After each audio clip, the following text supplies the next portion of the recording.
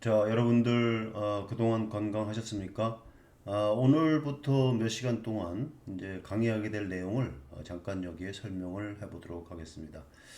위에 제목에 약을 현명하게 쓰는 법이라고 써놨는데요. 제가 쓴 책 중에서 그 현명한 약 소비자가 되라라는 책 여러분들 아실 텐데요. 그 책의 이제 2장에 보면은 이런 내용들로 구성이 되어 있습니다. 그래서 오늘은 첫 번째 시간으로 benefit vs risk에 대한 얘기를 오늘 강의를 할 것이고요. 그래서 이 내용은 이 benefit이란 말은 유익한 점, 그 다음에 risk는 유해한 유해성을 얘기하는 거겠죠. 그래서 약의 유익성과 유해성 간의 비중을 잘 따져서 만약에 베네핏이 크다 그러면 우리가 약물을 사용하는 것이고요. 반대로 이 리스크는 코스트를 포함하는 것으로 우리가 생각하면 되겠는데요. 그래서 유해성에다가 너무 경비가 많이 든다 그렇게 생각을 할 경우에는 약을 사용하는 것을 우리가 다시 한번 더 고려를 해봐야 되지 않느냐, 이제 그런 차원에서 유해성과 유익성 간에 우리가 비중을 잘 따져서 약물을 사용하자, 이런 것을 이제 사례를 들어서 여러분들한테 설명을 할 것이고요. 다음 시간에는 약이 독이 될 수도 있고 또 독은 잘만 사용하면 약이 될 수도 있다. 그래서 이것은 우리가 약을 사용하는 용량의 중요성을 이제 강조하는 측면도 되고요. 독도 잘만 사용하면 약이 될 수 있는, 이것도 역시 용량의 문제가 될 수도 있죠. 그래서 여러분들 잘 아는 그 우리가 주름살을 제거하는 데 쓰는 그 물질들 같은 경우, 이제 그런 경우 같은 경우는 굉장히 심한 독이지만 용량을 아주 적절하게 잘 희석해서 쓸 경우에는 그런 약물들이 또 우리가 약으로서 치료제로도 사용할 수도 있다. 그런 관점에서 용량의 중요성을 강조하는 측면이 이 두 번째 시간에 약즉 독 혹은 독즉 약이라는 개념으로 이제 설명을 할 것입니다. 그리고 세 번째 시간에는 여러분들 플라시보라는 말 많이 들어보셨죠? 뭐 위약 혹은 가짜약이라 표현하는데요. 그래서 그거에 대한 개념과 또 플라시보에 반대되는 개념인 노시보 효과에 대한 설명을 할 것이고, 네 번째는 식후 30분에 대한 오해에서 많은 사람들이 지금도 모든 약물은 식후에 반드시 먹어야 된다, 뭐 또 식후 30분에 먹어야 된다 이렇게 생각하는 사람들이 많은 것 같습니다.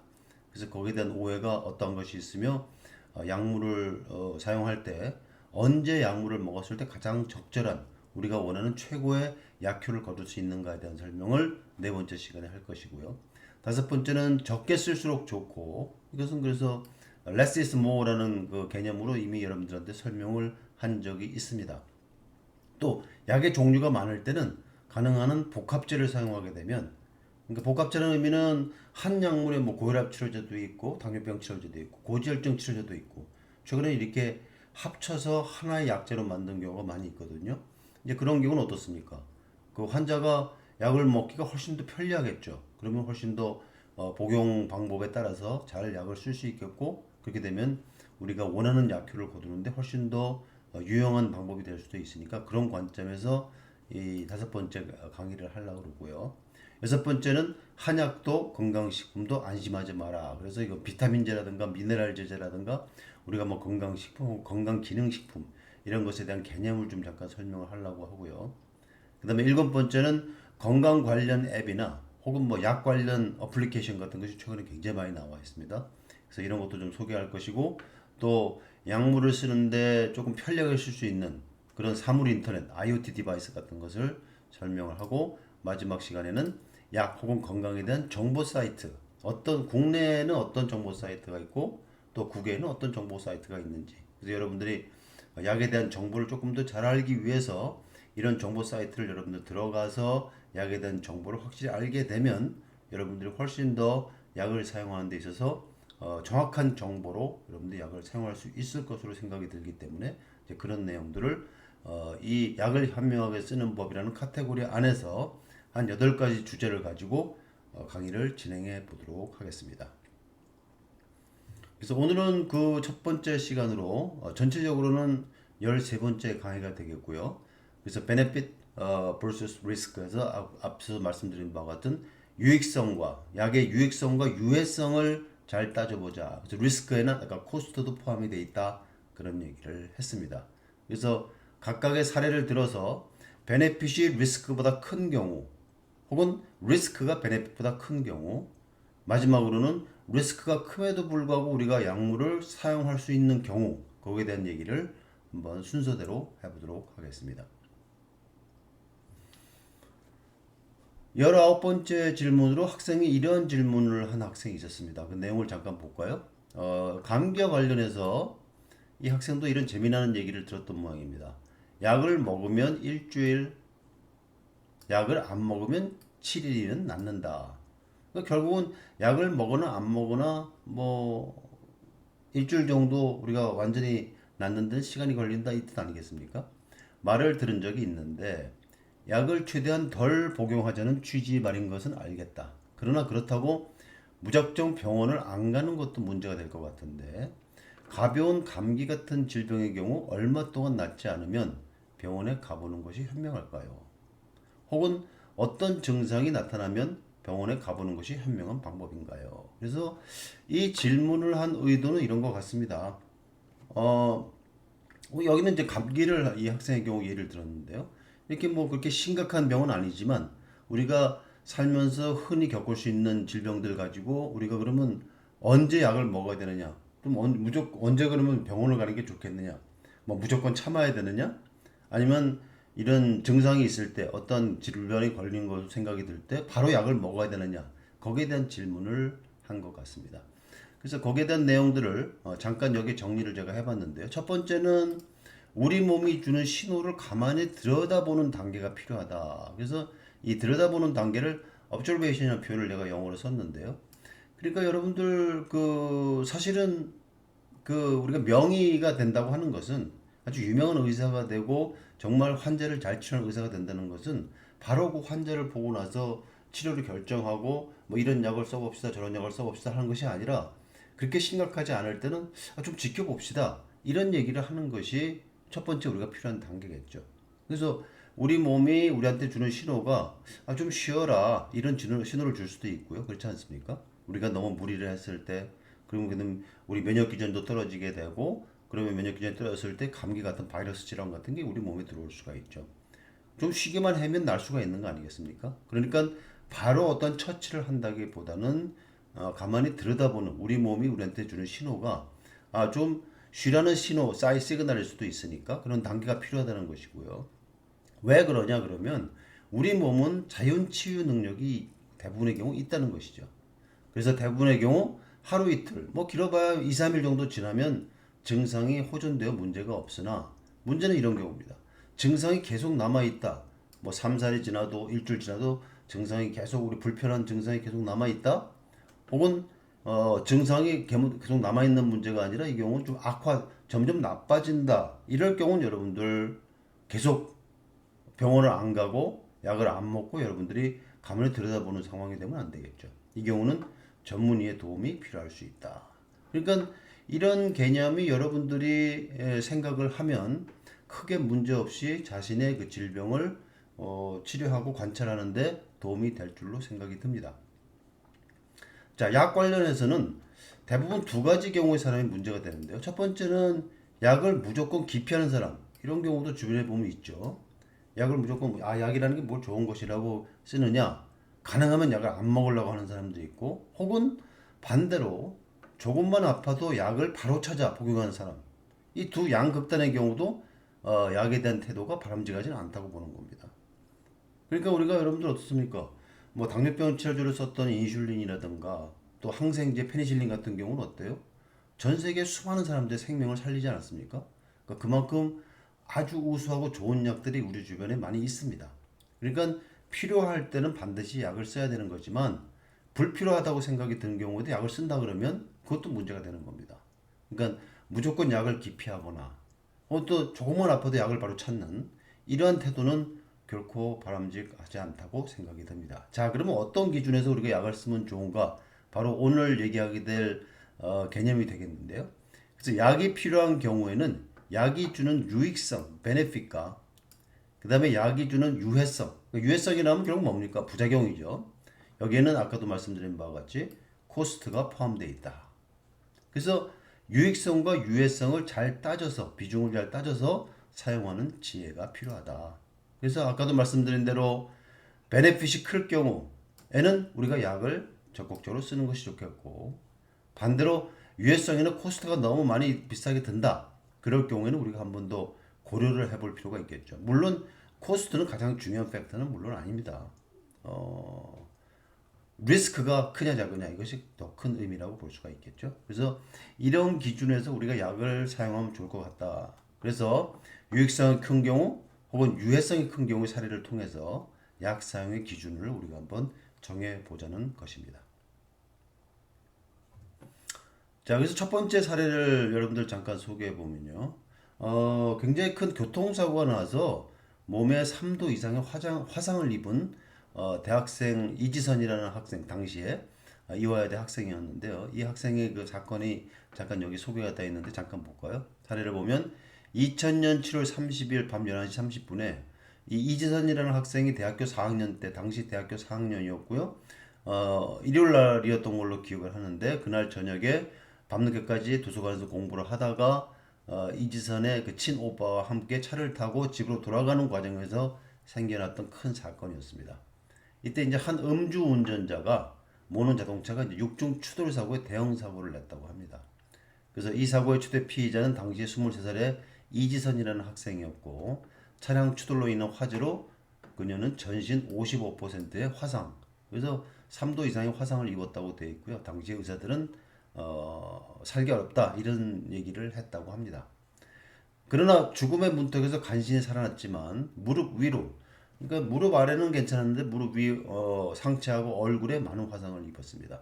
그래서 얼굴도 거의 형체를 알아볼 수 없게 되었고, 양손의 손가락까지 절단해야만 되는, 그래서 손가락도 몇 개를 절단했다고 하고요. 얼굴도 그 이후에 그 10차례가 넘는 그 얼굴 성형을 했다고 해요. 그래서 이 자신의 이러한 그 비극적인 사건을 겪으면서 이지선이라는 학생이 그 뒤에 이제 재활을 하게 되고, 재활을 성공적으로 했죠. 그래서 나중에 뭐 복지사 공부도 미국에서 하고 박사과정 박사학위도 받고, 그래서 새로운 삶을 살았다 이렇게 지금 이 이지선이라는 사람에 대해서 제가 알고 있는 내용 그 정도인데, 그 당시에 이제 지선아 사랑해라고 하는 그 자서전을 쓴 적이 있습니다. 그래서 나도 이 책을 읽어보았는데요. 그 자서전에 이제 이런 내용을 나오는데 그걸 보고 내가 좀 놀랐던 기억이 있어서 여러분들한테 좀 소개를 하려고 합니다. 자, 어떤 내용이었냐면, 나 이지선은 화상의 고통이 너무 힘들어 몰핀을 달라고 하는데 의사들은 여러 가지 이유를 대며 약을 안 주려고 한다. 그 뒤에 잠깐 어떤 이유를 댔는지 설명을 할 거고요. 이 화상 입은 환자들은 여러분들 뭐 우리가 충분히 상상할 수 있지만 어마어마한 통증이 있죠. 그러니까 몰핀 없이는 굉장히 견디기 힘듭니다. 그러면 이 경우에 이지선에게 모르핀을 주는 것이 과연 좋은가, 안 주는 것이 현명한 처사인가? 즉 쉽게 얘기하면 이 당시에 이지선한테 모르핀이라는 강력한 마약성 진통제는 베네핏이 리스크보다 크냐 아니냐, 이걸 우리가 한번 생각해 보자는 겁니다. 자, 그래서 이 이지선 학생에 대한 그 내용을 이 학생의 그 음성으로 들을 수 있는 동영상이 여러분들 유튜브에 있습니다. 그 제목이 이지선 그럼에도 불구하고 라고 이제 한 동영상이고요. 한 10분 이내의 동영상이기 때문에 별로 길지 않고 여러분들이 한번 보면 좋을 줄로 생각이 들어서 이 동영상을 여러분들 소개하니까 여러분들 한번 시간 내서 꼭 한번 이 동영상을 유튜브에서 찾아보시기 바랍니다. 자, 그래서 그러면 의사들이 주지 않았다고 하는데 지금 어떤 이유로 주지 않았을까요? 그 내용을 잠깐 여기 소개해 보면, 이지선의 경우 화상으로 인한 극심한 고통을 이겨내기 위해서 모르핀 투약은 꼭 필요한 것임에도 불구하고 의사들이 모르핀의 부작용을 염려하여, 책에서는 이렇게 써 있습니다. 지선이가 모르핀에 중독되어 요구하는 것으로 의사들이 오해했다고 기록이 되어 있습니다. 책에는. 여러분들 옛날에 그 내성과 중독이라는 그 섹션에서도 제가 여러분 설명을 했었죠. 그래서 몰핀 같은 강력한 진통제의 경우는 아스피린이나 타이레놀하고는 달리 내성도 금방 일어나고, 또 이 모르핀을 의학적인 용도가 아닌 쾌락의 목적으로 사용되는 경우에 이제 중독이 되는, 그 경우는 남용이 된다 이렇게 표현하지 않습니까? 의학적인 외 용도로 사용할 경우에. 그래서 남용이 되고 이 모르핀의 쾌감을 얻기 위해서 이걸 치료 목적이 아닌 다른 목적으로 쓰는 경우, 그런데 이지선이라는 이 친구의 경우는 이렇게 쾌락적인 목적을 위해서 썼을 리가 사실 없죠. 그래서 그것 때문에 또 요구를 했을 리도 없고요. 너무나 통증이 컸기 때문에 이지선이는 의사들한테 내 모르핀이 좀 필요하다 이런 얘기를 했을 겁니다. 근데 의사들은 이렇게 중독되어서 요구하는 것으로 오해했다 이렇게 책임돼 있습니다. 어쨌든 그래서 이렇게 그러면 이런 이유로 이지선한테 약 주기를 꺼려했다. 그것은 좀 사실은 납득되지 못하는 일이죠. 모르핀이 환자에게 미칠 수 있는 리스크만 보았지, 즉 유해성만 보았지 환자의 삶의 질을 고려해야 하는 관점에서 이득을 보지 못한, 즉 유익성을 보지 못한 예가 아닌가 생각이 듭니다. 자, 몰핀에 대해서 잠깐 여러분들 소개를 해보면요. 아편의 미숙과실에서 얻은 천연물 유래 의약품이죠. 그래서 말기암 환자라든가 화상 환자 혹은 수술 후 환자에서 극심한 통증을 완화시킬 수 있는 강력한 진통제죠. 그러니까 만약에 여러분들 몰핀 같은 약이 없었다면 과거에 뭐 전쟁으로부터 엄청난 부상을 당한 그 군인들, 또 말기암 환자들, 또 지선이와 같은 화상 환자, 우리가 수술 후에 수술 부위가 이제 우리가 수술 후에 우리가 퇴원할 때 나중에 그 수술 부위에 그 마취가 깨면 어때요? 엄청난 고통이 있죠. 그런 극심한 고통을 완화시킬 수 있는 약은 여러분들 아스피린이나 타리놀 같은 것으로는 어림없습니다. 모르핀 같은 강력한 진통제가 필요하죠.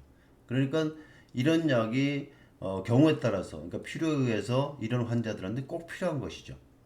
그렇지만 이러한 효과는 방금 말씀드린 대로 아스피린이나 그 타이레놀 절대 비교할 수 없는 그런 강력한 진통작용을 가지고 있는 약이라는 것입니다. 물론 이것은 유익한 면에서 제가 얘기를 한 거고요. 그럼 몰핀이 가지고 있는 부작용 물론 있죠. 호흡곤란이라든가 심한 변비를 일으킨다든가 혹은 짧은 시간에 복용량이 늘어나는 내성이 빨리 나타나는 약이다. 이건 이미 여러분들 내성과 중독에서 여러분들 말씀을 드린 바가 있습니다. 그럼 부작용이 적지 않으나 위에 언급한 환자들에서 나타나는 탁월한 진동 효과는 이러한 부작용을 상쇄하고도 남는 약이다.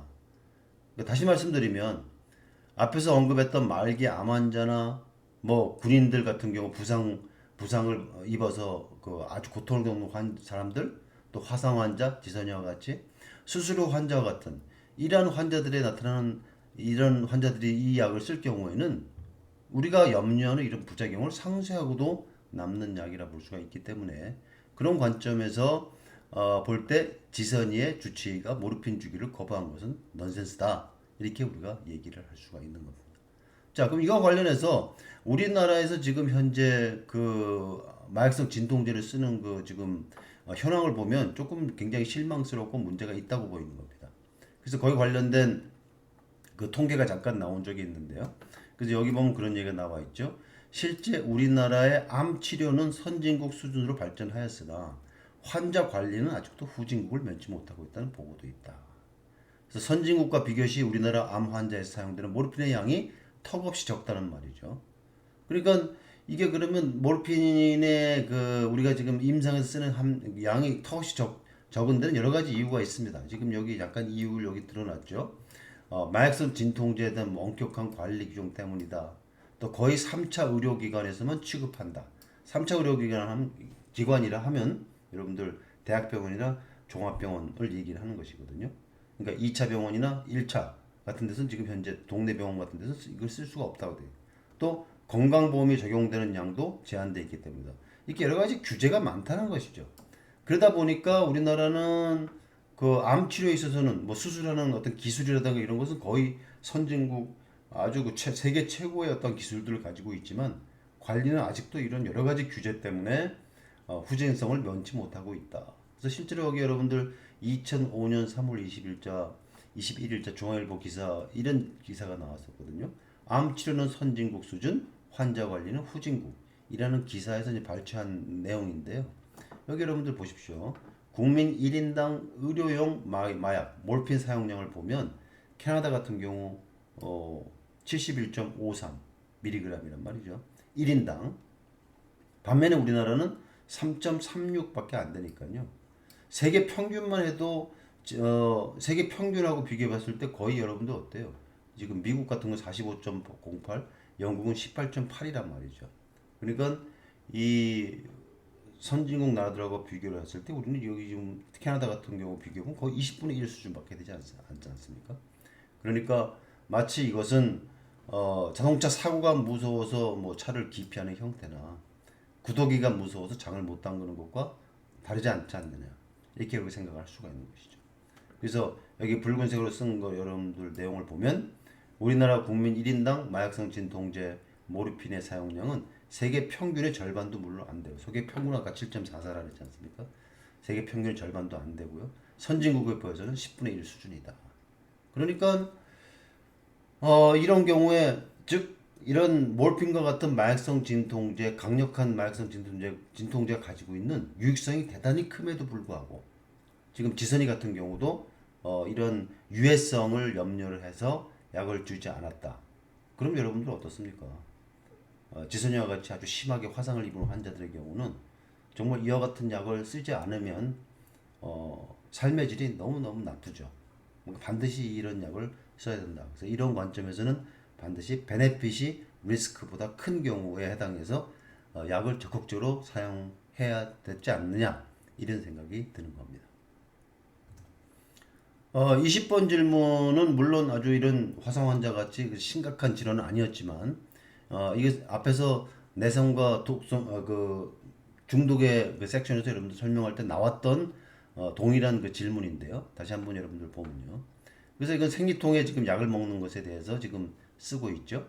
그래서 여자의 경우는 하루에 한 번씩 한 달에 한 번씩 마술에 걸리는데 저희 언니의 경우는 생리통이 너무 심해서 생리주기에는 약을 완전히 한 움급씩 가지고 다니는데 엄마는 약을 먹으면 안 좋다며 말리지만 언니는 아파서 못 참겠다며 약을 계속 복용한다. 그래서 계속 먹다 보면 중독된다는데 뭐 이렇게 잘못 쓴다고 제가 말씀을 이미 드렸었죠. 이 약들을 복용해도 괜찮은지 알고 싶네요. 이런 질문이었습니다. 그러니까 여러분들 주변에서 봐도 우리 학생들 질문을 이제 여기에 대한 질문을 많이 받는데요. 생리통이 매우 심한데 가능하면 약을 기피하려고 하는 학생들이 의외로 많다는 겁니다.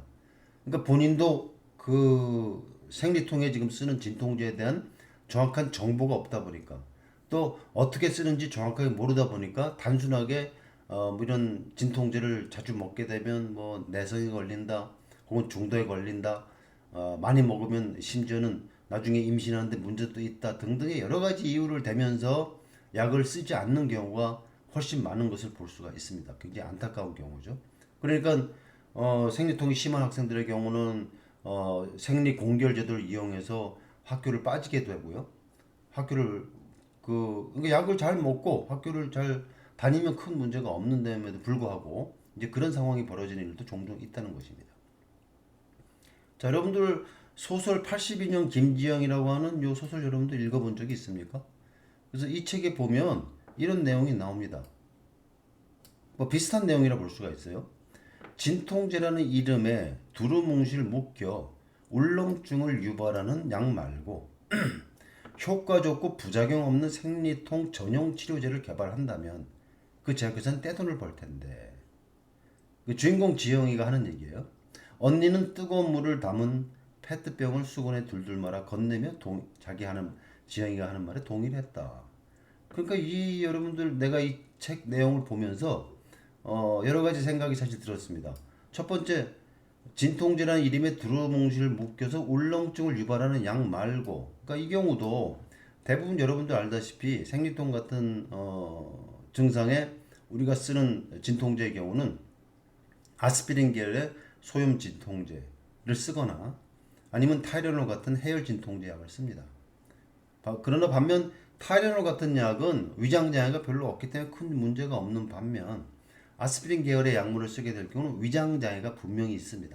다시 말하면 여러분들 식전에 복용을 하면 혹은 빈속에 복용을 하면 이런 울렁증이 일어나서 속이 좀 메스껍고 이런 증상이 생기죠. 당연히요. 부작용으로. 그러니까 약을 잘못 사용하기 때문에 이런 현상들을 일반인들이 자꾸 이런 얘기를 한다는 겁니다. 그리고 두 번째는 효과적고 부작용 없는 이런 약은 존재하지 않습니다. 어떤 약이든 부작용은 약간씩 있습니다. 그러니까 관건은 뭐예요? 가능하면 부작용은 줄이고 우리가 허용할 수 있는 그 수준으로 효과는 극대화하는 뭐 그런 약들은 얼마든지 선택을 할 수가 있고 또 약을 뭐 식후에 복용한다든가 충분히 물을 마시고 복용한다든가 또는 생리통에 어떤 경련이 있는 사람들의 경우는 항경련제를 같이 쓴다든가 또 심한 경우 그렇지만 생리통이 주기적으로 오는 사람들의 경우는 생리통 약을 통증이 왔을 때 약을 쓸 것이 아니라 이 통증이 오기 전에 미리미리 예방 차원에서 쓰게 되면 훨씬 더 좋은 효과를 거둘 수가 있는 겁니다. 그러니까 이 82년생 김지영 이 작가도 이런 내용을 쓴 것이 생리통에 어떻게 그리고 효과적으로 쓸 수 있는 약이 어떤 것이 있는지 어떻게 쓰는지 잘 모르기 때문에 이런 얘기들을 하는 것이 아닌가 싶은 것이죠. 그러니까 이 경우도 어떻습니까? 잘만 쓰면 분명히 베네핏이 리스크보다 큰 경우에 해당한다. 앞에 이지성과 마찬가지로. 그래서 거기에 대한 내용을 정리를 해보면 이렇습니다. 생리통으로 인해 배가 아파 떼굴떼굴 구르면서도 약 복용은 안 하고 하루 종일 누워만 있다면 얼마나 미련한 태도가 아닌가. 또 생리 주기가 다가오면 대부분의 여성들은 언제쯤 생리가 오고 통증이 심해지는지 안다. 그렇다면 시기에 맞춰 진통제를 미리 먹으면 제가 이미 앞에서 얘기를 드렸죠. 적은 양으로 효과적으로 생리통을 다스릴 수 있다. 그러니까 예방 차원에서 먹으면 여러분들 어때요? 통증이 이미 왔을 때 약을 먹는 것보다 훨씬 적은 양으로 효과를 더 많이 얻을 수가 있습니다. 여러분들 이 경우는 비단 생리통에 해당하는 문제가 아니에요. 여기 지금 말기암의 경우도 똑같은 예를 제가 들었죠. 말기암의 경우는 특히 통증이 주기적으로 오거든요. 그럼 이때 통증이 오기 전에 역시 약을 미리 예방 차원에서 주게 되면 통증을 훨씬 쉽게 제어를 할 수가 있습니다. 그래서 이렇게 치료하는 방법을 라운드 더 클락 테라피라고 표현을 합니다. 그러니까 이런 식으로 쓴다면 어떤 약을 언제 복용하면 좋을지 정확히 알고 있다면 생리통으로 인한 고통을 그대로 감내할 이유가 없다는 것이죠. 여러분들 이해되시겠죠?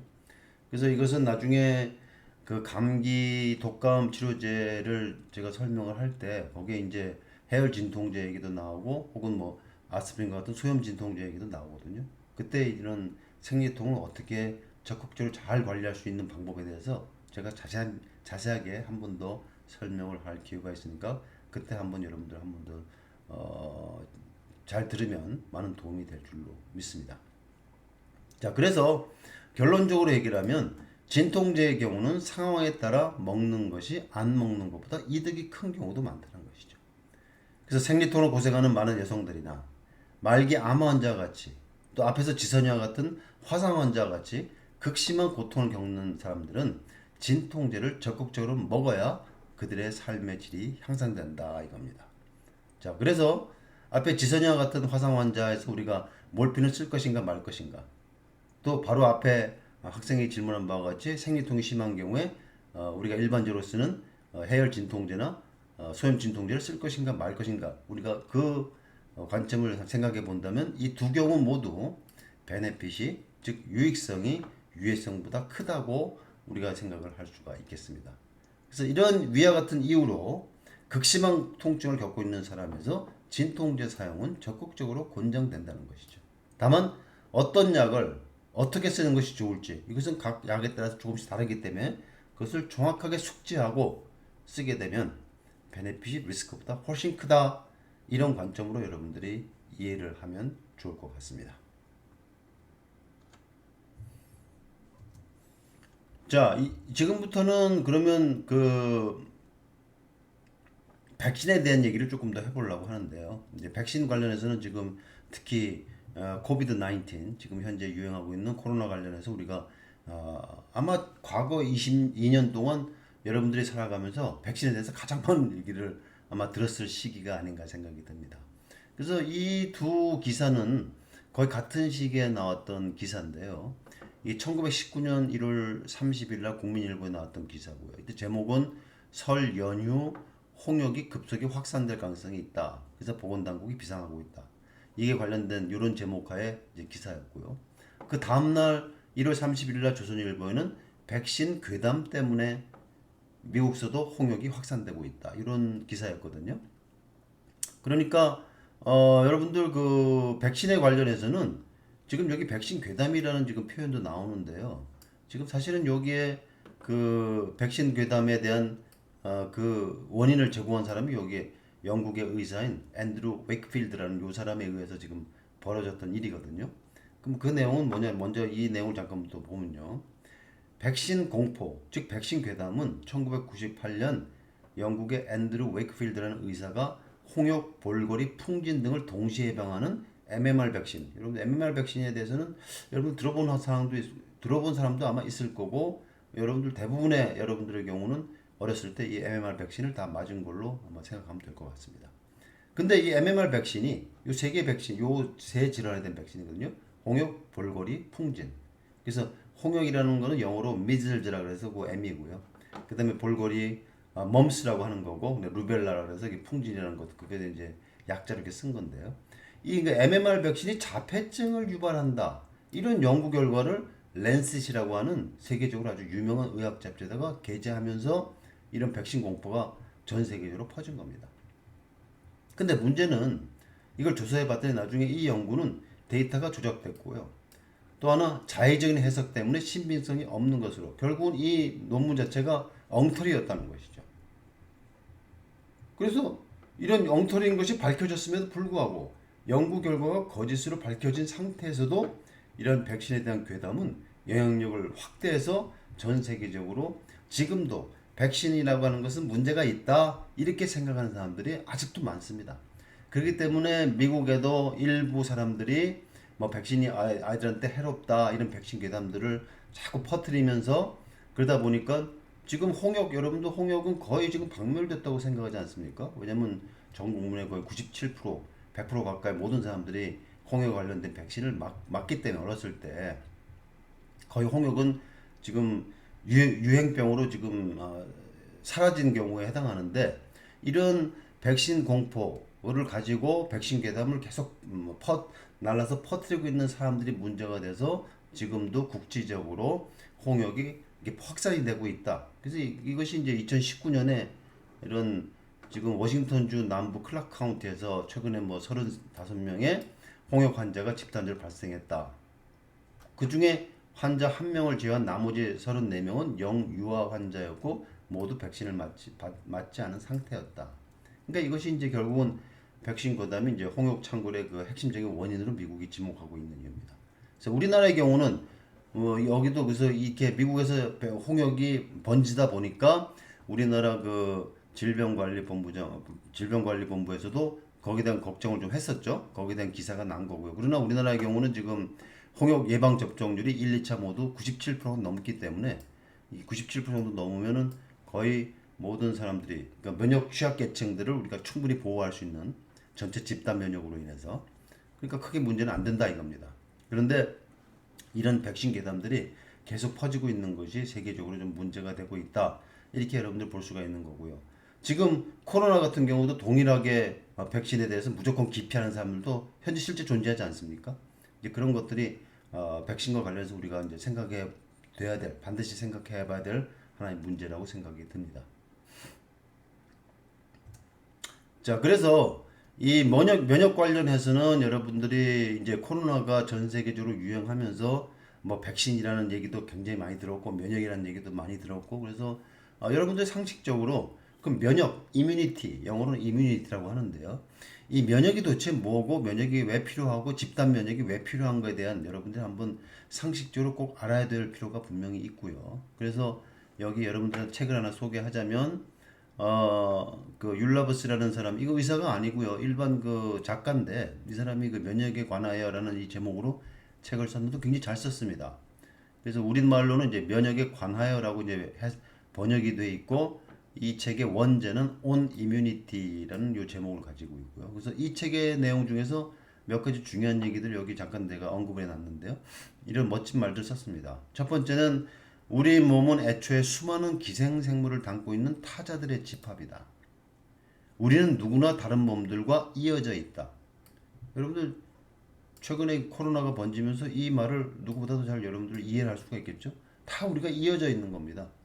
가족들이 서로서로 이어져 있고 그렇죠? 그래서 또 우리는 서로의 몸에 빚을 지고 있는 거죠. 그러니까 면역은 이렇게 이해를 하면 좋겠다는 거죠. 우리가 공동으로 가꾸는 정원이다.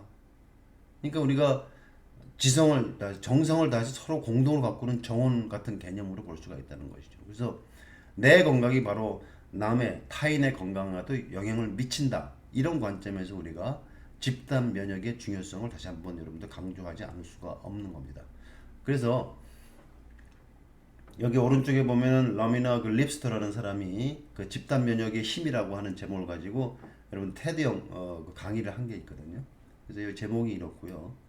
그러니까 여러분들 이 강의는 여러분들 한번 꼭 유튜브에서 그 유튜브에도 올라가 있고 한글로 번역도 돼 있거든요. 그러니까 여러분들이 그 집단 면역의 그 힘 이런 제목의 영상을 꼭 한번 살펴보시기 바라겠고요.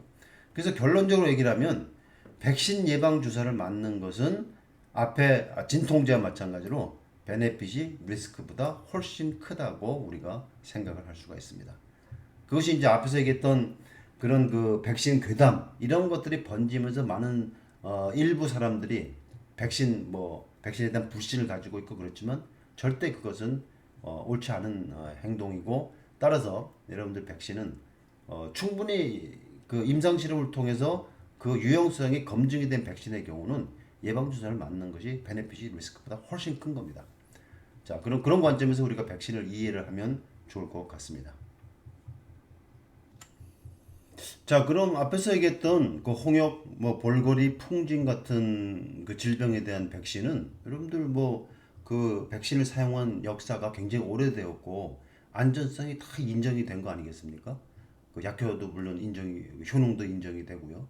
그래서 사용하는데 전혀 문제가 없는데 물론 일부 사람들이 그런 백신 괴담을 퍼뜨려서 문제가 되긴 하지만 그럼 현재 우리가 겪고 있는 코로나19 같은 경우는 어떠한가? 거기에 대한 얘기를 잠깐 한번 이 얘기가 나온 김에 해보도록 하겠습니다. 여러분들 감염 재생산 지수라는 말을 들어본 적이 있나요? 여기 지금 재생산 지수, 감염 재생산 지수 이것이 이제 리프로덕션 넘버라고 영어로 이제 표현하고요. 이거를 RO 혹은 R 노트, 요거 O를 이제 노트라고 표현하거든요.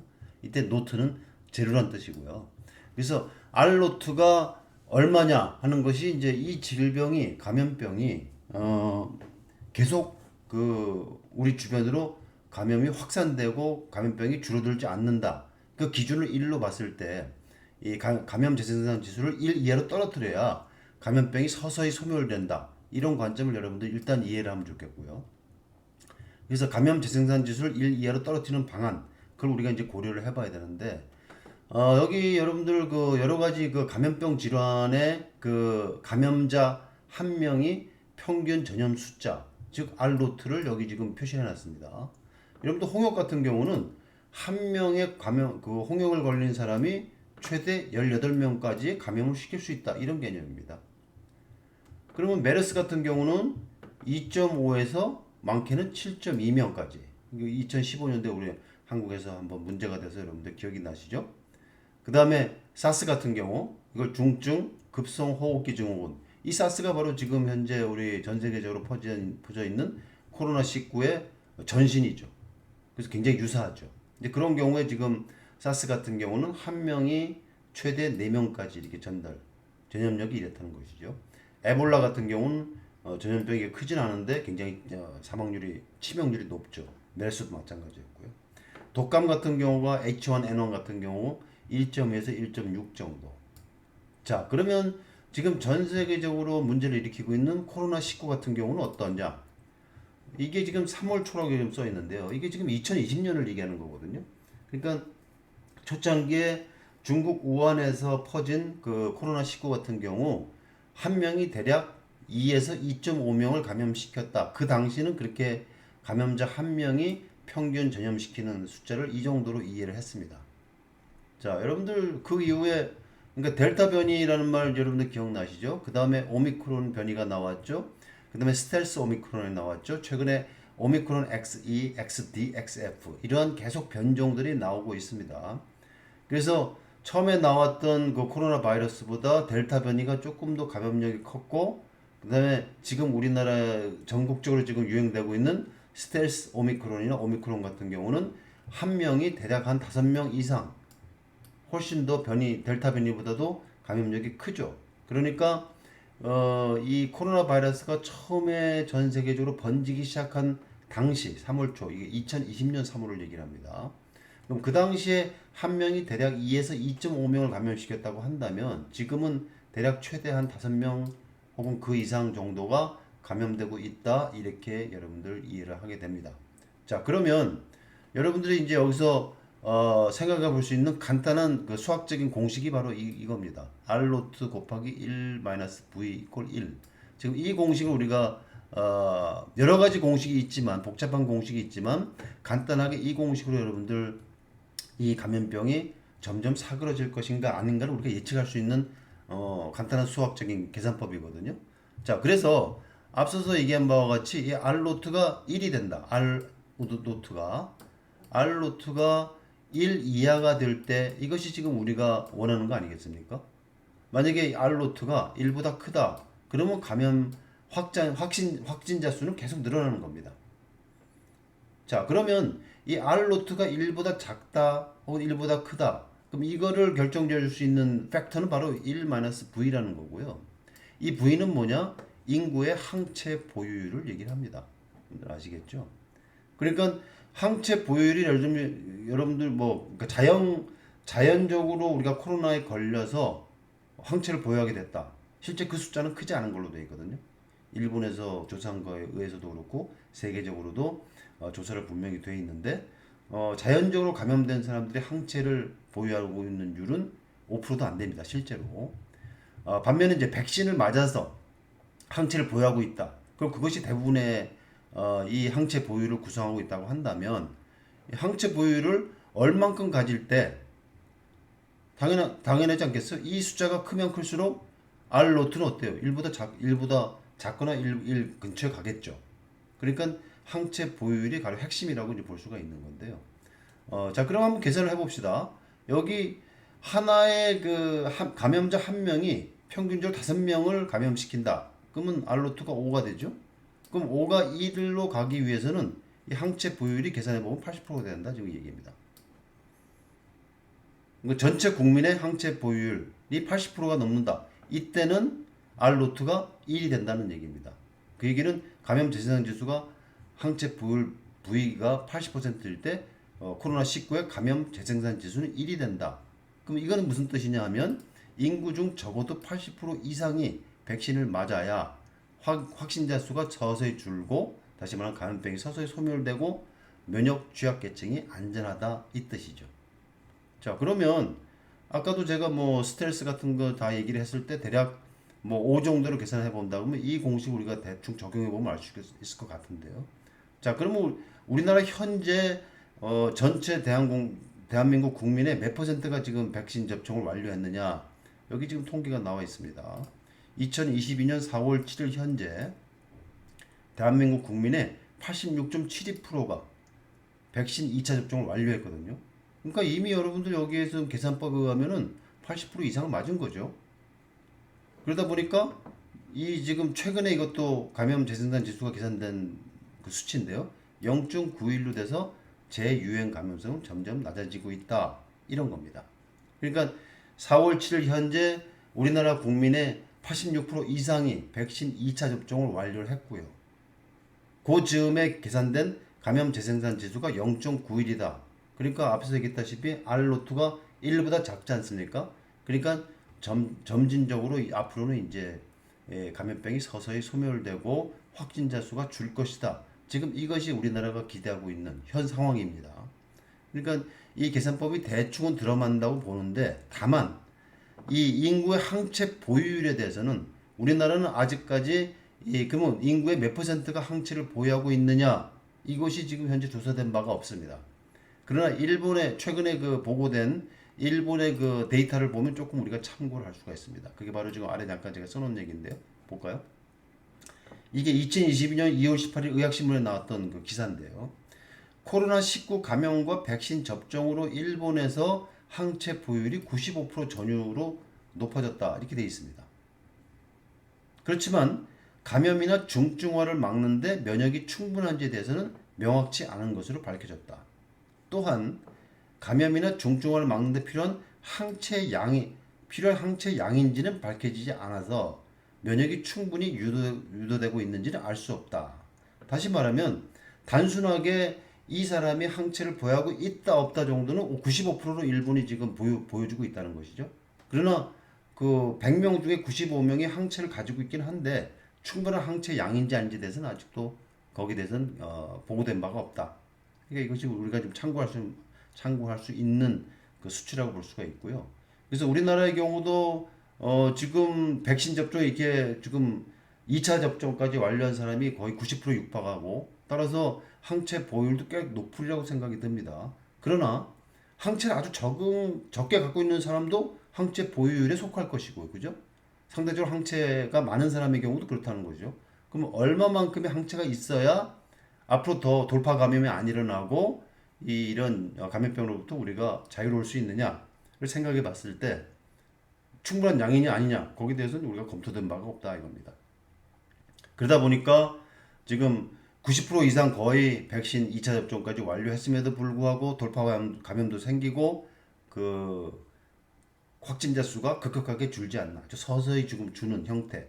그러다 보니까 우리가 앞으로도 여기에 대해서는 우리가 조금 더 연구해 볼 필요가 있기도 하고요. 지금 현재 우리가 쓰고 있는 백신 같은 경우도 여러분들 알다시피 화이자 백신이나 모더나 백신을 지금 현재 쓰고 있죠. 또 노바백스 백신을 쓰고 있죠. 그래서 노바백신 같은 경우는 기존에 앞에서 얘기했던 뭐 홍역 백신 같은 기존에 썼던 제조 방식을 가지고 만든 게 노바백신이거든요.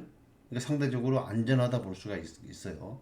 반면에 우리 국민들이 처음에 1차, 2차로 많이 맞은 아스트라제네카 같은 경우는 물론 그거는 좀 약효에 그 뒤에 썼던 파이자나 모더나에 비해서 약효가 좀 떨어진다 이렇게 돼 있고 실제 항체 수도 항체도 많이 만들지 못한다 그런 문제도 물론 있었고요. 반면에 모더나 파이자 같은 경우는 굉장히 그런 쪽에서는 아주 효과가 좋은 걸로 알려져 있지만 문제는 파이자 모더나는 여러분들 알다시피 mRNA 백신이고 거기서 한 번도 우리 인류가 mRNA 백신을 만들어서 임상에 써본 적이 없습니다. 이게 지금 파이자하고 모더나가 최초거든요. 그러다 보니까 거기에 대한 안전성 문제 이런 것도 분명히 있죠. 그래서 백신을 좀 불신하는 사람도 분명히 그 뒤로 생겼고 그러다 보니까 앞서서 얘기했던 뭐 MMR 백신 같은 경우는 이미 수십 년 동안 우리가 써왔지 않습니까? 그러니까 안전성도 확보가 돼 있고 유효성도 확보된 반면에 지금 현재 쓰고 있는 코로나 백신 같은 경우는 코로나19 백신 같은 경우는 지금 여러 가지 이런 문제로 인해서 아주 짧은 시간에 만들어졌던 생산됐던 그런 백신이다 보니까 그 유용성, 그러니까 그 효과성의 문제, 또 안전성의 문제 여러 가지 또 이것들이 어떻게 항체를 많이 만드느냐, 얼마를 만드느냐 그런 것들 전부 다 우리가 지금 고려해야 될 게 너무너무 많은 거죠.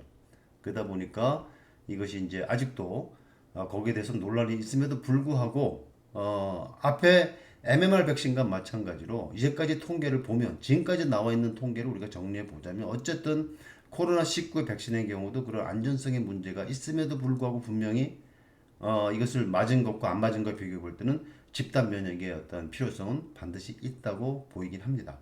그러니까 거기에 대한 연구가 물론 추가로 돼야 되겠지만 이 경우도 앞에 백신과 마찬가지로 또 앞에 지선이나 그 생리통약의 경우와 마찬가지로 베네핏이 즉 이 약물의 혹은 치료제는 혹은 백신의 그 유효성이 유익성이 유해성보다 그 베네핏이 리스크보다 분명히 크다.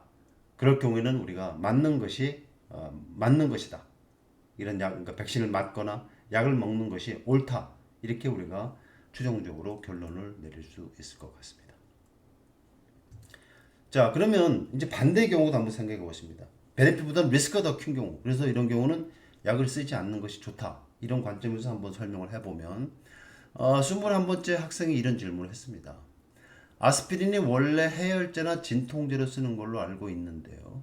요즘 들어서 혈관이 막히는 것을 예방하는 기능이 알려져 있는 것 같습니다. 즉 항혈전 효과가 있다는 것을 이 학생도 들은 거죠. 그리고 아스피린이 부작용이 거의 없다고 들었고요. 이것은 물론 학생이 잘못 알고 있는 거죠. 앞서서 제가 말씀드린 뭐가 있었죠? 아스피린의 대표적인 부작용은 위장장애죠. 그러니까 절대 여러분들 빈속에 먹으면 안 됩니다. 이런 경우 출혈이 일어날 수도 있고요. 위출혈. 그래서 어쨌든 흡연자인 저는 가끔 생각날 때마다 하나씩 먹고 있다. 그러니까 혈관이 막히는 걸 예방 차원에서 이 친구는 먹고 있다 이런 얘기입니다. 저 같은 사람이 많아서인지 아스피린 값이 갑자기 2배가량 올랐더군요. 그러니까 아스피린 값이 좀 부담이 된다 이런 얘기도 잠깐 써놓은 것 같아요. 어쨌든 간에 마지막 질문이 이겁니다. 그래서 아스피린이 이처럼 아무렇게나 먹어도 되는지 궁금하다. 그리고 혈관이 막히는 것을 예방하는 기능에 대한 설명을 부탁드린다. 이렇게 지금 질문한 건데요. 그러니까 20대 초반의 남자 학생이었던 것 같고 이 학생이 지금 자기는 이제 담배를 피니까 좀 이게 혈관이 막히는 게 좀 걱정이 돼서 아스피린을 먹는다. 자, 여러분들 생각은 어떻습니까? 좀 이 학생한테 진짜 아스피린이 그 가져다 주는 유해성보다 큰가요? 이건 이제 고민해 봐야 되겠죠. 자, 그러면 아스피린이 여러분들 알다시피 아스피린은 어떤 약입니까? 해열 작용이 있죠. 또 진통 작용이 있죠. 그리고 소염 작용이 있습니다. 그래서 아스피린의 경우는 해열 진통제인 경우에 소염 진통제이기도 합니다. 또 염증이 있는 그 통증에 아주 탁월한 효과가 있어서 여러분들 관절염 치료제로도 아스피린이 1차 약물입니다. 그러다 80년 들어가면서 1980년 들어가면서 아스피린이 여기 보면 혈소판 응집 억제 작용이 있습니다. 혈소판끼리 서로 억제가 되면 응집이 되면 여러분들 만약에 칼로 이렇게 손을 베었다고 가정합시다. 그럼 피가 나죠? 그렇지만 피가 계속 나는 건 아니죠. 피가 멎죠. 그 혈액이 응고되는 그 기전이 뭐예요? 혈소판끼리 서로 응집이 되기 때문에 그래요. 그래서 이제 피가 더 이상 출혈이 일어나지 않는 거거든요. 그런데 그걸 우리가 우리말로 피떡이라고 그러죠. 블라드 클라트라고 얘기를 합니다. 이제 그거를 좀 억제하는 작용이 있는 게 바로 아스피린이 혈소판 응집 억제 작용이 알려지면서 혈전 예방 목적으로 널리 1980년 이후에 사용이 된 겁니다. 자, 그럼 혈전을 걱정해야 될 사람은 어떤 사람인가요? 학생과 같은 경우가 아니죠. 이미 40대, 50대 나이가 들어서 심혈관계 질환이 있는 사람들, 혹은 뭐 갑자기 심근경색으로 고통을 겪었던 사람들, 생명의 위험을 느꼈던 사람들, 이런 사람들한테는 또다시 혈전이 생성될 위험이 있기 때문에 2차적으로 아스피린을 먹는 것이 좋죠. 그래서 여러분들이 그 나이가 그 40, 50대 되는 분들을 보면 나이가 들면서 뭐 고혈압이 생기고 당뇨병이 생기고 고지혈증이 생기는 사람들은 여러분들 그분들의 처방을 잘 보십시오. 거의 아스피린이 표준 처방으로 들어가 있습니다. 왜냐하면 콜레스테롤치가 높고 혈압이 높고 당뇨가 있는 경우에 혈액이 탁해지거든요. 이제 그 안에서 또 피떡, 아까 얘기했던 혈전이 생길 위험도 크고요. 그래서 그런 사람들한테는 아스피린을 심혈관계 질환의 예방 차원에서 2차적으로 아스피린을 쓰는 것이 지금 표준 치료법입니다. 그때 쓰는 것이 바로 이 아스피린 100mg짜리를 쓰거든요. 이 아스피린 프로텍트정이라고 써 있죠. 여기 지금 100mg이라고 써 있지 않습니까? 이게 이제 한국에서 쓰는 옛날에는 여러분들 이 100mg짜리를 어린이 아스피린이라고 얘기를 했습니다. 어린아이들이 쓰는 용량. 왜냐면 실제로 우리가 어른들이 성인이 아스피린을 뭐 소염 진통 작용이나 해열 진통 목적으로 쓸 때는 100mg 가지고 어림도 없거든요. 보통 325mg 아니면 500mg 한 알짜리가 그렇게 함유되어 있다고요, 성분이. 그렇지만 이 혈전 예방 목적으로 그렇게 많은 용량을 쓸 필요가 없습니다. 100mg로 충분하다는 얘기거든요. 그래서 이렇게 저용량의 아스피린을 그런 용도로 쓰는 거죠.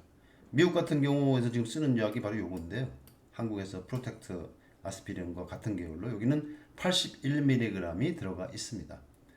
81이라고 80도 아니고 100도 아니고 왜 81이냐? 그거는 이제 미국에서 쓰는 그 단위가 우리나라 쓰는 단위가 틀리기 때문이죠. 우리나라는 미리그램 그램을 쓰지만 얘들은 온스를 쓰거든요.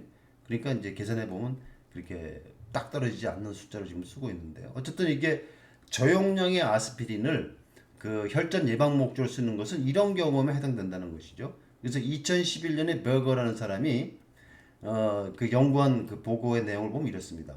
심혈관계 질환을 가지고 있지 않은 사람들이 아스피린을 사용할 경우, 이런 경우는 이제 1차적 예방 목적으로 사용한다고 우리가 표현하는데요. 위장관 출혈과 같은 부작용이 이 약효에서 얻는 이득보다 크므로 아스피린 사용을 권장하지 않는다라고 2011년에 베르거라는 사람이 보고를 한 적이 있습니다. 즉 1차적인 예방 목적은 쓰지 말라 이거거든요. 자, 그러면 이거를 여러분들 쉽게 결론을 내리면 이렇습니다. 결론적으로 저용량 아스피린은 심혈관계 질환을 앓고 있거나 과거 병력이 있는 사람에서 혈전의 2차적 예방 목적으로 사용하면 된다. 이것이 아스피린을 혈전 예방 목적으로 쓰는 데 있어서 하나의 정확한 인디케이션이다 이렇게 보면 되겠습니다. 그러니까 1차적으로 이런 심혈관계 질환을 가지고 있지 않다. 그런 리스크, 위험 인자를 많이 가지고 있지 않다. 그럴 때 쓰지 말아라는 얘기죠. 왜냐하면 아스피린의 리스크가 더 크다. 반면에 이런 심혈관계 질환을 앓고 있거나 과거 병력이 있다. 뭐 아까 얘기했던 제가 말씀드렸던 심근경색으로 고통을 겪었다든가 생명의 위협을 느꼈다든가 이럴 경우에는 혈전의 어떤 발생의 위험이 있기 때문에 이럴 때는 2차적 예방 목적으로 써라. 그것이 아스피린을 이런 용도로 쓰는데 정확한 인디케이션이라고 볼 수가 있겠습니다. 그러니까 그러면 이 학생의 경우는 과연 이런 뭐 심혈관계 질환을 갖고 있을 나이는 아니죠. 그래서 제가 이 학생한테 이제 메일로 이렇게 죄송합니다.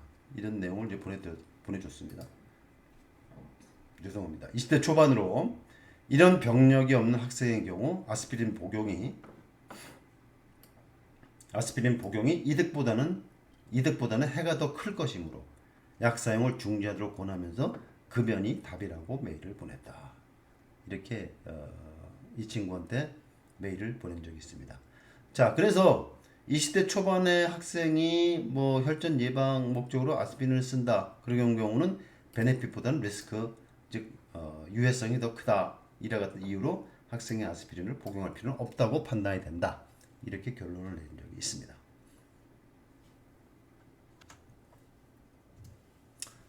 자, 여러분들 그 다음에는 그럼 우리가 그 지금 베네핏 리스크 관련된 그 얘기를 계속 하면서 아마 한 1, 2년 전에 이런 얘기를 여러분들이 기사로 들어본 적이 있을 겁니다. 동물용 구충제가 말기암을 치료한다. 이런 얘기를 여러분들 들어본 적이 있을 건데요. 사실 이렇게 얘기가 나온 데는 요 조 티펜스라고 하는 미국에 사는 60대 이 사람이 이 동물용 구충제를 자기 암 치료제를 썼다가 뭐 기적적으로 암이 치유됐다. 이런 것이 보고가 되면서 전 세계적으로 알려지게 된 것이거든요. 그래서 그 내용을 잠깐 보면요. 그래서 2019년 4월에 더 선이라는데 이런 암의 기적이라는 제목의 기사가 보도됐다고 하는데요. 여기에 이제 조 티펜스라는 60대 미국에 사는 남성이 소세포 폐암을 진단받았는데 2016년에 그래서 2017년 1월에는 뭐 간, 췌장, 방광, 위뼈 등 전신에 암이 전이됐다고 합니다. 그리고 의사한테는 3개월밖에 살 수 없다 이런 판정을 받았다고 해요. 이제 그때 이제 이 사람은 텍사스 MD 앤더슨 암센터에서 임상시험 제안을 받고 이제 참여를 했다고 합니다. 그 이후에. 그런데 참여하는 그 과정에서 우연히 수의사가 온라인 포럼에서 주장한 글을 발견한 거죠. 그 내용은 뭐였냐면 이 수의사는 쥐 실험 시에 쥐 가지고 실험한 경우를 지금 얘기를 든 거예요. 개 구충제가 여러 종류의 암 치료 효과가 있었고 사기 뇌종양을 앓고 있던 과학자가 개 구충약을 복용한 지 6주 만에 암이 사라졌다고 주장했다. 이걸 본 거죠. 조 티펜스는. 그래서 이 사람도 이 수의사가 주장했던 내용을 보고 그 동물용 개 구충제를 이제 자기가 사용해 본 겁니다. 그 구충약이 펜벤다졸이라는 약이고요. 펜벤다졸. 이런 구조를 가지고 있는 약이고요. 그래서 그 이후에 이 Scientific Report라고 하는 그 논문 그 잡지에 이 펜벤다졸의 암세포에 대한 항암 효과가 연구가 이제 보고가 되고 그것이 이제 실제로 논문으로 나왔습니다. 그게 이제 2018년 얘기고요. Scientific Report라는 잡지에. 여기 보면 여러분들 대조군의 암 크기와 펜벤다졸을 투여한 암 크기가 어때요? 현저하게 이렇게 줄었죠. 그리고 암의 무게, tumor weight라고 되어 있죠. 암의 무게를 봤을 때도 펜벤다졸을 투여한 그룹에서 대조군과 비교해 볼 때 현격하게 암의 어떤 무게가 줄은 것을 알 수가 있습니다. 중량이. 그러니까 동물 시험에서 분명히 이게 효과가 있는 걸로 나오기도 했습니다. 그런데 이 티펜스라는 사람도 어쨌든 이런 연구 결과에 고무가 돼서 임상시험에 참여하면서 펜벤다졸을 의사 몰래 먹었습니다. 알리지 않고. 그러니까 이 사람은 지금 임상시험에 지금 참여하고 있는 사람이었거든요. 그러니까 분명히 지금 시판되지는 않지만 항암제로서 개발되고 있는 약을 이 사람은 먹고 있었다는 것이죠.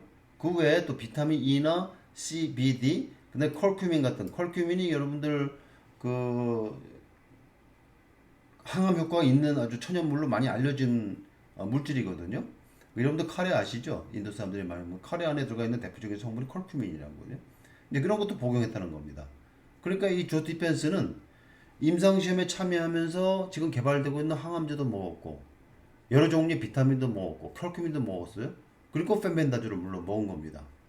어쨌든 그리고 나서 이 약물들을 먹고 나서 3개월 후인 5월에 펫 검사 결과 암의 흔적이 없었다. 그리고 9월에 시행한 펫 검사에서도 정상으로 나왔고 2018년 1월 마지막 펫 검사 결과도 역시 정상으로 나왔다. 그러니까 거의 암 세포가 사라진 거예요. 어쨌든 어떤 이유든. 그러니까 굉장히 아주 획기적인 그 결과를 이제 얻은 것인데, 그래서 이 내용이 지금 2019년 9월 23일 의협신문에 실렸던 기사거든요. 자, 그런데 이제 문제는 이겁니다. 조 티펜스 한 사람의 케이스에 지금 해당하는 거죠. 그리고 아까도 얘기했지만 이 사람은 펜벤다졸만 먹은 것이 아니라 각종 비타민, 컬큐민, 그리고 펜벤다졸, 그리고 항암제도 먹은 것이죠. 그러면 펜벤다졸이 이런 효과가 있었다. 이 사람이 완전 완치가 됐다. 암세포가 거의 사라졌다. 펜벤다졸이 암이 없던 주 원인이다. 라고 여러분들 얘기할 수 있나요? 이제 그것이 문제인 거죠. 그래서 이 내용을 이제 정리를 해보면 이렇습니다.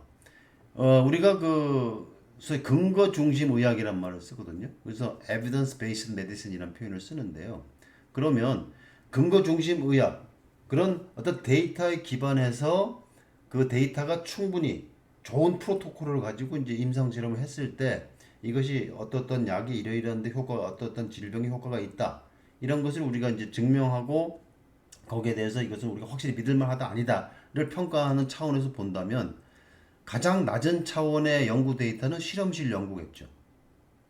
그러니까 실험실 연구라는 것은 개인적인 교수가 자기 실험실에서 시험관 내에서 실험을 하는 것.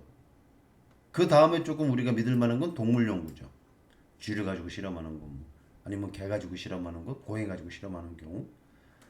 그 다음에 조금 더 우리가 믿을 만한 것은 이제 환자 증례 보고죠. 한 명의 사례, 혹은 여러 명의 사례. 점점 올라가면서 어때요? 사람의 경우에 해당하니까 우리가 조금씩 믿을만 하지만 앞에서 티펜서 같은 경우는 한 명의 사례에 해당하죠. 그러니까 이것은 아직도 근거 중심 의학의 관점에서 본다면 아직도 낮은 수준의 어떤 그 에비던스 증거다 볼 수가 있는 반면 가장 우리가 믿을 만한 데이터는 결국 임상 실험.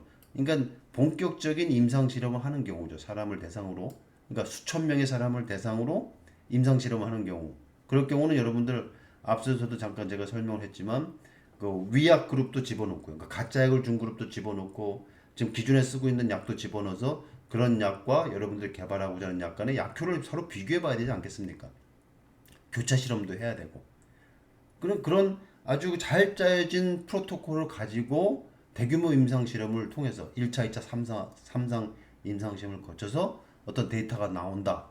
가장 여러분들 믿을 만한 수준의 그 의학적인 데이터 아니겠습니까?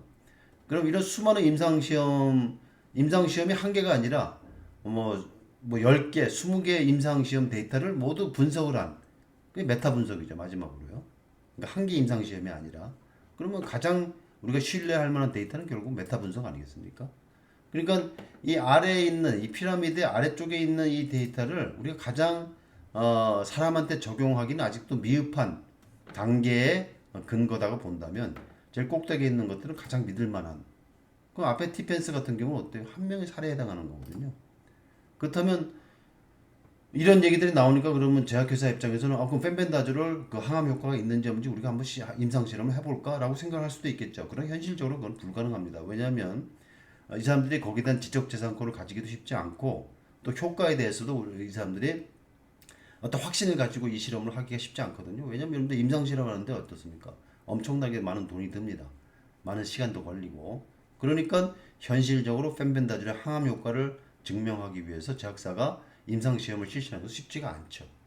그러니까 임상시험 됐던 것도 한 번도 임상시험이 된 적도 없고 단순하게 동물 연구나 아까 사이언티픽 리포트 아까 나온 방금 전에 제가 설명했었죠. 논문 나온 것. 그건 동물 가지고 연구했다고 했죠.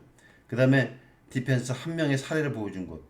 이거 가지고 여러분들이 그러면 그러면 우리 주변에 암으로 굉장히 고생한 사람이 있는데 그러면 개 구충제 펜벤다졸 같은 약을 한번 투여해 볼까? 그러면 어떻습니까? 현 시점에서 펜벤다졸을 항암 치료 목적으로 사용하는 것은 베네핏 리스크 관점에서 현명한 처사인가 아니면 위험한 것인가 생각해 보라는 것입니다. 물론 이렇게 아주 치명적인 그 티펜스와 같이 다 이 암이 우리 몸에서 전이가 됐다. 다른 치료 옵션이 별로 없다. 그러면 지푸라기라도 잡고 싶은 심정으로 이런 약을 한번 써볼까 생각을 할 수도 있죠. 충분히 이해는 됩니다. 그러나 냉정하게 따져서 진짜 이것을 그렇게 할 만한 가치가 있느냐 없느냐 이건 우리가 따져봐야 될 문제고요. 그래서 이 정도 수준에서 얘기들이 나오니까 여러분들 개그맨 김철민이라고 여러분들 들어봤죠. 그것도 기사가 많이 나왔던 친구인데요. 그래서 이 친구도 지푸라기라도 잡고 싶은 심정으로 펜벤다조를 그 개그맨 김철민도 폐암 3기 4기로 이제 고생을 했던 친구고요. 그래서 펜벤다조를 결국은 복용을 했고요. 그러나 중간에 부작용이 생기고 수치가 더 나빠지면서 이제 이 펜벤다조 복용을 중단했다. 이제 그런 기사가 나온 게 2020년 9월 22일자 기사가 나온 거고요. 그러니까 결국은 이 폐암을 극복하지 못하고 2021년 12월 16일 날 이 김철민은 사망했습니다. 자, 그러니까 이런 관점에서 여러분들 이 펜벤다주를 쓰는 것이 베네핏 리스크 관점에서 어떤가? 베네핏이 더 큰가? 아니면 리스크가 더 큰가? 한 번 더 우리가 생각해 볼 문제라고 생각이 듭니다. 자, 그래서 여러분들 그 우리가 뭐 아직도 치료제가 거의 없는 아주 치명적인 질환, 뭐 암 같은 경우도 이제 그럴 수가 있죠. 수많은 암이 아직도 정복이 안 되고 문제가 있습니다. 여러분들 에이즈라는 질환 아시죠?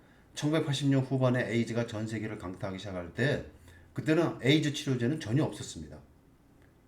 근데 그러다 보니까 이제 미국 FDA에서 그 AGT라고 하는 그 자이도분이라는 약이 아주 획기적으로 2년 만에 개발이 되면서 그거를 빨리 임상 허가를 내줬습니다. 그럴 경우 여러분들 에이즈 환자들한테는 어때요? 아주 큰 희망이 됐지 않았겠습니까? 그 당시 치료제가 전혀 없었는데요. 그러나 초기에 나왔던 AGT라는 약은 사실은 그 FDA에서 허가를 내긴 했지만 나중에 데이터를 보면 그 부작용이 훨씬 더 만만치 않아서 그 AGT를 먹은 에이즈 환자하고 AGT를 먹지 않은 암 환자의 그 생존율을 비교해 봤을 때 별 차이가 없었습니다. 사실은 오히려 AGT라는 약을 먹은 사람들의 생존율이 더 짧았던 데이터도 있거든요. 그러니까 그런 경우를 우리가 따져본다면 다른 치료 수단이 없고 생명을 위협하는 질환, 이런 질환을 가진 환자들에게는 치료 기회를 줘야 되는 차원에서, 그러니까 AGT라고 하는 에이즈 치료제가 처음으로 개발됐을 때 이 약에 대한 안전성, 유효성에 대해서 어때요? 데이터가 충분하지 않았겠죠? 그러니까 리스크가 충분히 있다고 생각했음에도 불구하고 다른 치료 옵션이 없다. 그리고 생명을 위협하는 질환이다. 그러면 이 약을 써볼 수 있는 것이죠. 그러니까 앞서서 뭐 이지성 같은 화상 환자라든가 우리가 뭐 생리통 환자라든가 아니면 학생이 아스피린을 혈전 예방 목적으로 먹는다. 이런 정도는 치명적인 경우가 분명히 아니지 않습니까? 이제 그럴 경우에는 일반적인 질환의 경우는 베네핏 리스크를 잘 따져서 베네핏이 높으면 약을 쓰는 거고 리스크가 더 크다 생각되면 쓰지 않는 거죠. 반면에 이러한 1988년 당시에 그 에이즈 약이라든가 이런 경우에는 어떻습니까? 어쩔 수 없이 그런 리스크가 있음에도 불구하고 초기에 나왔던 약을 쓸 수밖에 없는. 또 하나 임상시험용 의약품 같은 경우 여기 지금 설명하고 있는 지금 임상시험에 사용되고 있는 의약품은 이거 아주 시판된 약이 아니죠. 임상시험에 지금 현재 쓰고 있는 약입니다. 그러나 이 약이 좀 필요할 것이라고 인정되는 환자들이 분명히 있습니다. 그리고 치명적인 질환, 다른 치료 수단이 없다. 그럴 경우는 어때요? 임상시험용 의약품이지만 이 환자들이 쓸 수 있도록 허가를 내주는 것, 그게 바로 동정적 사용제도라는 게 있습니다. 동정적 사용제도. 그래서 여기 보면 미국에서는 이거를 Expanded Access Program이라 하고요. 유럽은 Compassionate Use라서 이게 바로 우리말로 그대로 해석을 하면 어때요? 동정적 사용, 약물을 동정적으로 사용할 수 있도록. 그러니까 미리 쓸 수 있도록 허용을 하는 것. 그게 동종적 사용 제도의 어떤 취지고요. 우리나라도 약사법 34조에 이 동정적 사용 제도 분명히 여기 지금 언급이 되어 있습니다. 그 내용을 잠깐 볼까요? 임상시험을 위해 제조되거나 제조되어 수입된 의약품 등은 임상시험이 아닌 다른 용도에 사용되어서는 아니 된다. 다만 다음에 각 호에 따라 어느 하나에 해당하여 총리령으로 정하는 바에 따라 식품의약품안전처장의 승인을 받은 해당 경우에는 해당 의약품을 임상시험이 아닌 다른 용도에 사용할 수 있다. 그럼 거기에 해당되는 게 뭐냐? 말기암 또는 후천성 면역결핍증 등 생명을 위협하는 중대한 질환을 가진 환자를 치료하는 경우. 두 번째는 생명이 위급하거나 대체 치료 수단이 없는 등 총리령으로 정하는 응급 환자를 치료하는 경우. 이럴 경우는 어떻습니까? 베네핏이 리스크가 베네핏보다 크다고 우리가 생각할 수 있음에도 불구하고 이거는 동정적인 차원에서 약 사용하는 것을 허가한다. 이게 바로 동정적 사용 제도다. 여러분들 아시겠죠? 그래서 여러분들 코로나19가 처음으로 막 발발하고 많은 사람들이 죽고 이럴 때 확진자가 엄청나게 늘 때 세계적으로 여러분들 렘데시베르라는 약이 있었지 않습니까? 여러분들 혹시 기억나나요? 뭐 클로로킨, 하이드록시클로로킨 같은 말라리아 치료제도 효과 있다 그래가지고 뭐 그 사람들이 막 쓰기도 하고 그랬지 않습니까? 그 당시에. 그런 것들이 초기에 그 렘데시베르라고 하는 원래 이것은 그 에볼라 바이러스 치료제로 개발됐던 약인데 개발 실패했던 약이거든요. 그럼 그런 약이나 항말라리아 약 같은 것을 그때 막 쓰는 것 그런 것도 어때요? 일찍 허가를 내주고 쓸 수 있도록 해주 그 당시도 해줬거든요. 정식적으로 FDA에서 승인이 나기 전에 그런 것도 어찌 보면 다 동정적 사용 제도에 해당된다 이렇게 볼 수가 있는 겁니다. 자, 그래서 지금까지 한 얘기들을 정리를 해보면 우리는 물건을 살 때 다른 사람들의 후기나 파워블로거들이 작성한 평가 등을 참고하고 가격도 비교해가면서 구입 여부를 꼼꼼히 결정하죠.